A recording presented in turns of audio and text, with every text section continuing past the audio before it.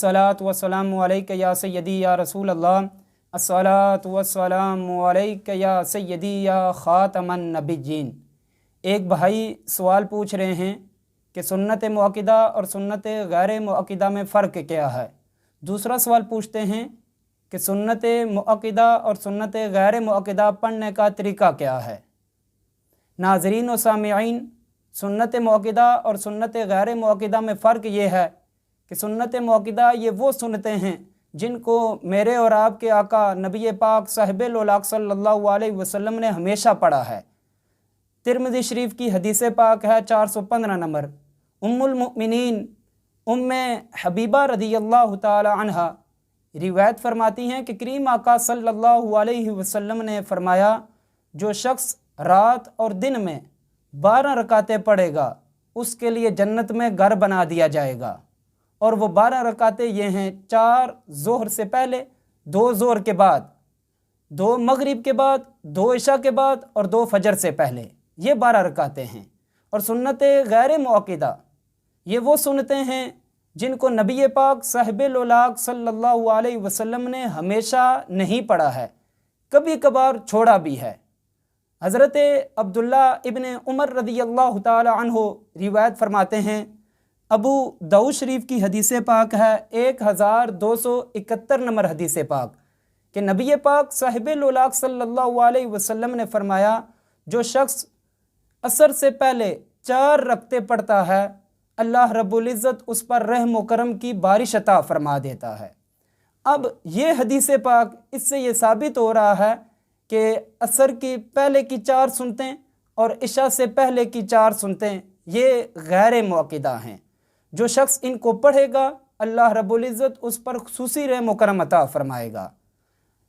अब सुन्नत मुअक्किदा और सुन्नत गैर मुअक्किदा पढ़ने का तरीका क्या है। सुन्नत मुअक्किदा ये हम फ़र्ज़ों की तरह पढ़ेंगे कि पहली रकत सुब्हानकल्लाहुम्मा व बिहम्दिका व तबारक अस्मुका व तआला जद्दुका व ला इलाहा गैरुक, यहाँ से शुरू करेंगे, सूरह फातिहा पढ़ेंगे, सूरत भी मिलाएंगे। इसी तरह दूसरी रकत पढ़ेंगे, अल्हम्दु शरीफ से शुरू करेंगे, सूरत भी मिलाएंगे। फिर जब अत्तहियात में बैठेंगे तो अशहदु अल्ला इलाहा इल्लल्लाहु व अशहदु अन्ना मुहम्मदन अब्दुहु व रसूलुहु, यहाँ तक पढ़ के हम खड़े हो जाएंगे। और फिर तीसरी रकत में हम अल्हम्दु शरीफ से शुरू करेंगे। और फ़र्ज़ों में क्योंकि सूरह फातिहा के साथ सूरत नहीं मिलाते, लेकिन सुन्नत मुअक्किदा में सूरत भी साथ मिलाएंगे। तीसरी रकत में भी सूरत मिलाएंगे और चौथी में भी सूरत साथ मिलाएंगे। ये तरीका है सुन्नत मुअक्किदा पढ़ने का। और सुन्नत गैर मुअक्किदा ये वो सुनते हैं जिनको नबी अलैहिस्सलाम ने कभी कभार छोड़ा भी है। इनका पढ़ने का तरीका ये है कि अल्लाहु अकबर कहकर हाथ बांधेंगे, उसके बाद सना पढ़ेंगे, सना पढ़ने के बाद सूरह फातिहा सूरत मिलाएंगे पहली रकत में। फिर दूसरी रकात के लिए खड़े होंगे, उसमें सूरह फातिहा पढ़ेंगे, सूरत मिलाकर जब अत्तहियात में पहले कादे में बैठेंगे तो अत्तहियात पढ़ने के बाद अशहदु अल्ला इलाहा इल्लल्लाहु व अशहदु अन्ना मुहम्मदन अब्दुहु व रसूलुहु, यहाँ तक पढ़ के खड़े नहीं होंगे सुन्नत गैर मुअक्किदा में, बल्कि दुरूद शरीफ भी पढ़ेंगे और साथ दुआ भी पढ़ेंगे। रब्बी जअलनी मुक़ीमस्सलाति व मिन ज़ुर्रिय्यती रब्बना व तक़ब्बल दुआ रब्बना वग़फ़िरली व लिवालिदैया व लिलमुमिनीना यौम यक़ूमुल हिसाब। पूरी आगे दुआ पढ़ के उसके बाद खड़े होंगे, फातिहा से नहीं शुरू करेंगे बल्कि सुब्हानकल्लाहुम्मा व बिहम्दिका व तबारक अस्मुका व तआला जद्दुका व ला इलाहा गैरुक, सना पहले पढ़ेंगे। सना पढ़ने के बाद सूरत फातिहा पढ़ेंगे, फिर सूरत भी साथ में लाएंगे। फिर इसी तरह जो चौथी रकत होगी उसमें हम अल्हम्दु शरीफ पढ़ेंगे, साथ सूरत में लाएंगे, फिर अत्तहियात, इस तरह करके मुकम्मल 4 रकते सुन्नत गैर मुअक्किदा इस तरह मुकम्मल हो जाएंगी। अब इसमें इंतहाई ज़रूरी एक मसला ये भी है कि बाज़ लोग मैंने देखे हैं जो गलत फहमी का शिकार हो जाते हैं कि अगर दुरूद शरीफ ना पढ़ सकें या दुआ ना पढ़ सकें तो वो कहते हैं सजदा साहब वाजिब हो गया। नहीं, सजदा साहब वाजिब नहीं होता सुन्नत गैर मुअक्किदा में।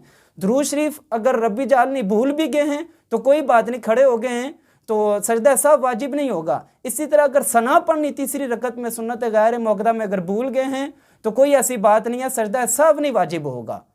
सूरह फातिहा पढ़ने से अगर बंदे ने तीसरी रकत में शुरू कर ही दिया है तो सजदा साहब वाजिब नहीं होगा। लेकिन सुन्नत गैर मुअक्किदा का पढ़ने का तरीका यह है कि अत्तहियात में पहले कादे में پوری دعا سمیت پڑھیں گے، اور جب تیسری میں کھڑے ہوں گے تو ثنا سے شروع کریں گے۔ اللہ رب العزت سے دعا ہے رب تعالی ہمیں ہر سنت پر عمل کرنے کی توفیق عطا فرمائے۔ جزاکم اللہ و احسن الجزا۔